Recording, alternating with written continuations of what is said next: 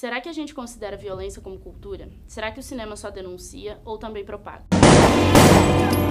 Nas condutas de patrulha, eu não admitia erro. Homem com farda preta entra na favela pra matar, nunca pra morrer.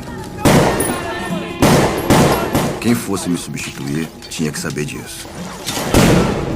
Bom, que a violência é um fenômeno estrutural do nosso país não é segredo para ninguém. Mas a pergunta é, como a gente representa a violência no nosso cinema? O cinema, ele tem uma visão, não deixa de ser realista em vários fatos que aconteceram ali, né?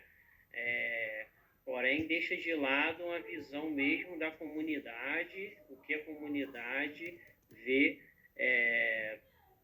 ela vem em cima disso daí, é bem diferente, né? A visão do cidadão da comunidade, né? Que convive na comunidade, né? A estrutura social do Brasil foi pautada no racismo desde a escravidão, passando pela República, pela ditadura e perdurando até os dias de hoje. Os avanços nas lutas por direitos e equidade são inegáveis e resistentes em vários âmbitos, inclusive no cinema. Mas será que nós estamos mesmo denunciando ou só alimentando a narrativa da violência como parte do nosso cotidiano e uma coisa impossível de mudar? Lélia Gonzalez, uma professora e militante negra, passou anos estudando e ensinando nas universidades sobre problemas de racismo estrutural e sexismo no Brasil. Em 1978, ela fundou, junto com colegas de profissão e militantes, o Movimento Negro Unificado contra a Discriminação Racial, que mais tarde se tornou apenas o MNU. Nos manifestos do movimento, Lélia denunciava principalmente o mito da democracia racial e da violência policial. A falsa ideia de que no Brasil todos têm acesso às mesmas coisas, aos mesmos direitos e deveres, nos leva a acreditar que o racismo é passado e não faz mais parte do nosso cotidiano. Mas a realidade é outra. O número de mortes por violência policial cresceu muito nos últimos anos, mas as políticas públicas e as lutas contra o aparelho repressor público também.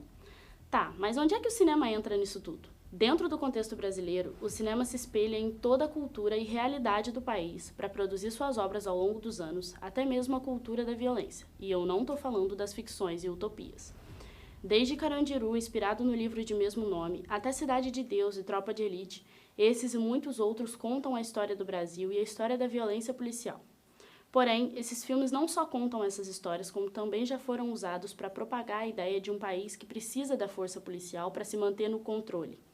Tropa de Elite é um deles, e é sobre ele que eu vou falar mais especificamente nesse vídeo ensaio. Lançado em 2007, o primeiro filme conta a história de 2 policiais recém-chegados na Polícia Carioca, que em pouco tempo se veem inseridos no Batalhão de Operações Policiais Especiais do Rio, o BOPE. A trama se desenrola com a história dos policiais dentro do batalhão, mas também com a ascensão do tráfico na cidade. O desenrolar da história vai narrar a trajetória deles na polícia e toda a violência imposta nos morros.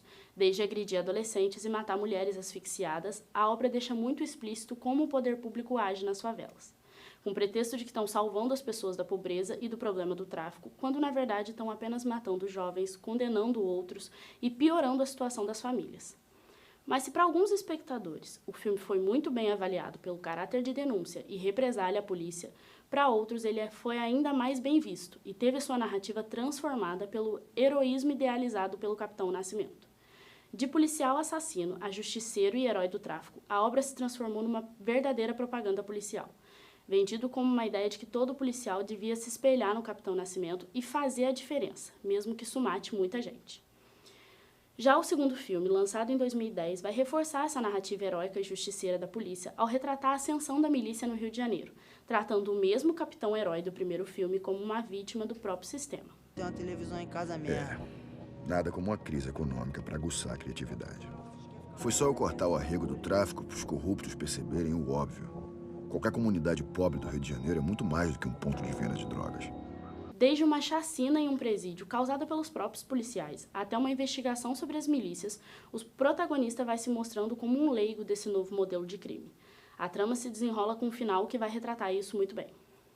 Dentro de toda essa perspectiva, a pergunta que fica é: se esses filmes são criados para serem denunciados no modelo de sistema e acabam caindo na graça de quem está sendo denunciado, então por que ainda produzi-los?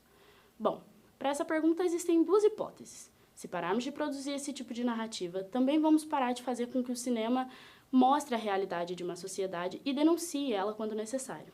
Mas, se a gente continua a produzir essas obras, podemos estar dando margem à dupla interpretação e à distorção da ideia original. Bom, talvez a gente nunca encontre um jeito de separar essas duas visões. Ou talvez ainda seja preciso trabalhar muito para que o cinema seja capaz de reproduzir e representar uma perspectiva real da sociedade. Mas uma coisa é certa, parar de denunciar, jamais. Tem parada errada aí, irmão. O morro tá muito tranquilo, bro. Tá muito tranquilo esse morro.